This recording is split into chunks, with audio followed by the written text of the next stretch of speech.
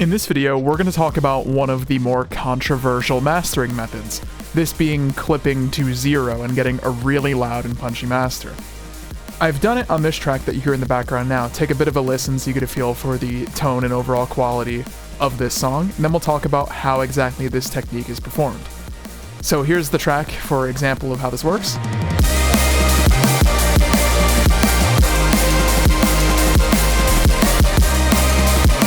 So that's just like a brief little showcase of that. And if you like the track, by the way, it is out now. Links are in the description if you want to go check it out. But anyways, talking about this, some of the things that I think this method is really great for is getting super punchy drums. I think in particular, if you pay attention to the kick and snare, you know, they're really hitting. They hit, they sound good. And that's one of the things that you could do with this technique really well, I feel. But let's talk about how exactly it's done. So clipping to 0 does include a few different things. This is actually a stem master, so a lot of the techniques have actually been done to these stems. And one of the things I usually do is heavily limit in the mixing stage. Like you notice if we look at my bass, it is relatively flat. This is pretty compressed. These are our tops as well. Things have been limited quite heavily before it's going into our master limiter. And this is something that I've talked about on my channel before. But what I try to do is use clipping or limiting to reduce like spiky peaks, but I still want to maintain perceived dynamics. So like something that's limited doesn't necessarily have to sound completely flat and like it's got no dynamics. And the best example I can give of this is if we listen to the drums. So I have a couple layers here that I'm going to solo. Here is our drum mix for that drop. And you see, if we take a look at it as well over here, things are really spiking out here, like our kick and our snare are very loud. But I think in terms of the rest of this, they punch, like they work well, and that does of course make sense. They're the loudest of the cymbals. But in terms of the rest of the mix too, even though this is super flat and compressed, it sounds very good and like they punch in the right way where they have that perceived level of dynamics. I hope that makes sense. That's very hard to word. But the point being, you could get away with a lot of clipping or limiting and still maintaining that. I do have some layers that are in here that I want to make bigger, so we could talk about these as well. This is something. When I go into mastering, I start with my kick and my snare hitting right at 0. That's a thing that I'll do. I'll usually mix around that. I know that the drums in my drop for EDM mixes are typically going to be the loudest thing. And that's another thing you'll find. This usually doesn't work for genres that aren't like this, not like EDM, because this is something that you could really only get away with here. But what I'm doing for additional punch is I actually have a layer that's just like the transient and a little tiny bit of body from my snare, for example, sounding like this. And that is quite loud in comparison to the rest of that. You see, this is hitting right up there now. And if we add it with this, it's now just adding an extra layer of that then goes into my limiter. And I could demonstrate this if I take off my clip shifter here. You should be able to see this. See, it's now spiking a bit above that compared to if we muted it. Here it's much quieter. I'm using an increase in volume for a short burst of time to go into my master limiter in a way that forces it to then fold onto what's below it in the track. I'm actually using that to my advantage. It's very hard to explain, but I'm taking basically controlled bursts of extra loudness on my snare, cranking that up into my limiter to add additional transient energy. This is usually considered kind of controversial because a lot of times when you get into mastering, people will talk about leaving yourself a lot of headroom going into that. Like, for example, giving yourself like -6 dB headroom or more than that, like -12. And this kind of goes against that in a way. This is giving yourself basically none. You're doing the mastering in the mixing stage.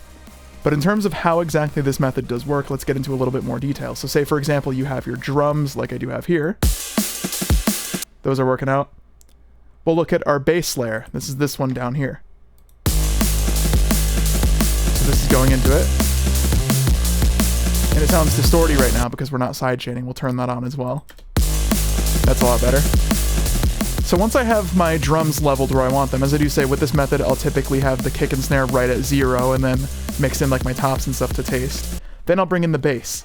Bass is another one that when you're looking at this in terms of a final master, because that's actually where you want to place it in your mix stage, you want to look at where exactly it needs to fit for your track. Commonly for EDM, it could sit like maybe 3 to 6 decibels below your kick. So I usually have mine about there. Let's look at where it's sitting on the master. This one's actually pretty up there because it's a full spectrum sound. It's kind of like a lead in a weird way. It's a very important element in this mix. It's something you hear a lot of. this and the guitars as well. So it's a bit louder than that, but this track wanted that. It's circumstantial, it really does depend. But then of course, you know, like I said, we listened to that together with this. That gave us the foundation for our track. We have our drums where they're going to stay, and our bass underneath that. From here, it's about adding your next things on top of that. Another very central element in this song in particular is the guitars, which I do have as a stem mix right under this. And you see as well, I did talk a little bit earlier about limiting in your mixing stage. These are super compressed, like they're very flat. There's not a lot of dynamic information that's like shooting out above everything, which means you could feed it into a limiter later on in your master a lot easier without it doing destructive damage. So this again I layered to taste. Kind of like this now. This was a lot of work because it had to like stay in the same kind of space as that full spectrum bass sound because it did occupy a lot of the same frequency spectrum. But it needed to complement it in a way. It didn't want to sound like it was just hastily thrown on top of it. They needed to work together, which is a mix thing more than a master thing. But once you have these are like the central elements that make the drop what it is. Once you've mixed these in terms of like volume and where they're going to sit in your master, it's just adding the additional like ear candy or atmospheric elements on top of it to taste in a way that sounds good. I find that doing this really helps set me up with a clear idea of like volume leveling, what needs to be where. And that was something that when I didn't do this method, I think I honestly struggled with a lot. My drums weren't as loud as they needed to be, and I didn't realize it at the time because you kind of get, I think, a bit lost in the sauce when you're mixing a track. It's like you fall into, oh, I think this sounds good, and then you reference it with something that's done, and suddenly your things are all over the place, not where they should have been. That could have just also been an experience as well. Before I was doing this, it was like several years ago, so I was much newer on like the music production journey. But then we just go ahead and layer in our other things, and you'll find with EDM, like the reason this would kind of be problematic in other genres is because this would introduce a lot of distortion. But like I say, in EDM, you'll find like aggressive mixdowns like this, you kind of can't notice in a weird way. It totally works and sounds good. Like we'll go to a very loud section of the track, I think later on when we go to like the halftime section. This is a very loud section of the track.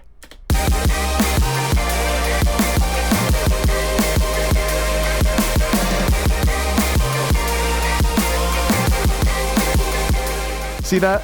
It's super loud, but I don't think that's a problem. I don't hear anything wrong with this. I don't hear it distorting. I think our dynamics are still in check, like the kick and the snare are punching and they sound great, and a lot of that is the extra body and transient technique that I showed earlier. That snare actually disappears if you don't do that in a weird way. Like, let me demonstrate. On versus off. On.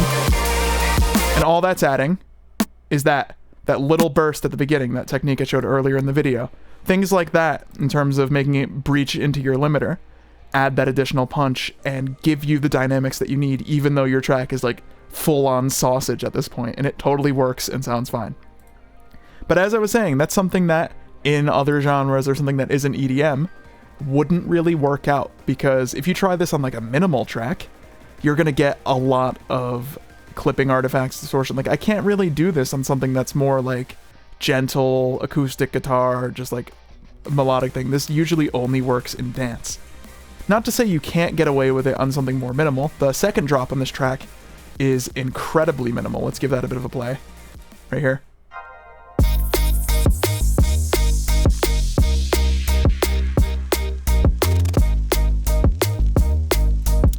And then we get some melodic layers coming in here.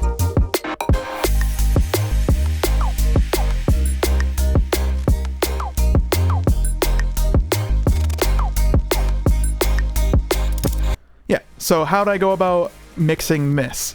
I started with the drums again, just like I showed in the previous example, and I make sure that the kick is hitting right up at 0.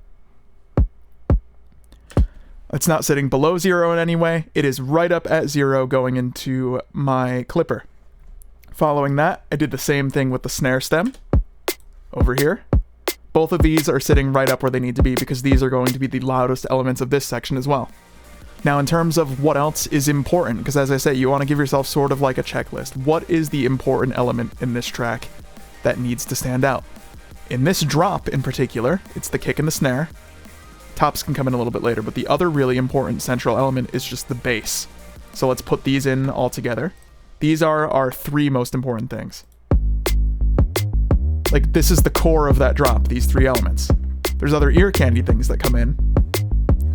Like, for example, this layer that comes in right here. There's also over here. That's another very important one as well. But once I had the kick, snare, and the bass leveled, I just went and grabbed those other things and put them where I felt they should be to my ear. But clipping to 0, as I say, kind of forces your things into a space and gives you, like, almost like a foundation, I think is the right word for this. It gives you a foundation of where things need to be, and I honestly think it makes it a lot easier. But it's so easy as well to overdo it. Like, for example, right now, usually on a track, I just have these things sitting right at 0 on my mixer, but because this was a stem mastering project, I have everything turned down a bit, and I'm actually turning it back up with my clipper. But it's incredibly easy to overdo it. Like, say we did that many. Like, I hear distortion all the time here. This is because you're going above that limit that you'd set originally. Your kick is now above 0, your snare is now above 0. And that's okay to do intentionally sometimes, like that trick I'm doing with taking the transient and initial hit of the body and cranking that little section up a bit. That's definitely going above 0. But now you have things like the body of your kick are going to be squaring off, and that's a distortion that you can hear, and that's what you're trying to avoid. I think a lot of the controversy about this method is because it's very easy to do that, and if you're not aware of that and you're doing it by accident, you're going to have a worse off master. I could visualize it as well. Let's take our kick here. We'll zoom in a bit, make it a lot more obvious. See that? This is squared off because we've pushed it too far.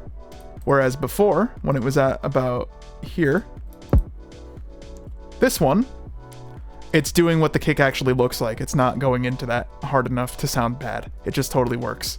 I hope this video has made that sort of mastering method make a bit more sense. Even now as I'm recording this, I'm realizing like there's so much I want to say about it in the technique, but I'm finding it truly like really hard to articulate in a way that would make sense for a video. It's just quite difficult to describe this because it's mainly just something that I've picked up from experimenting and hearing it from friends, other producers, things like that for years now.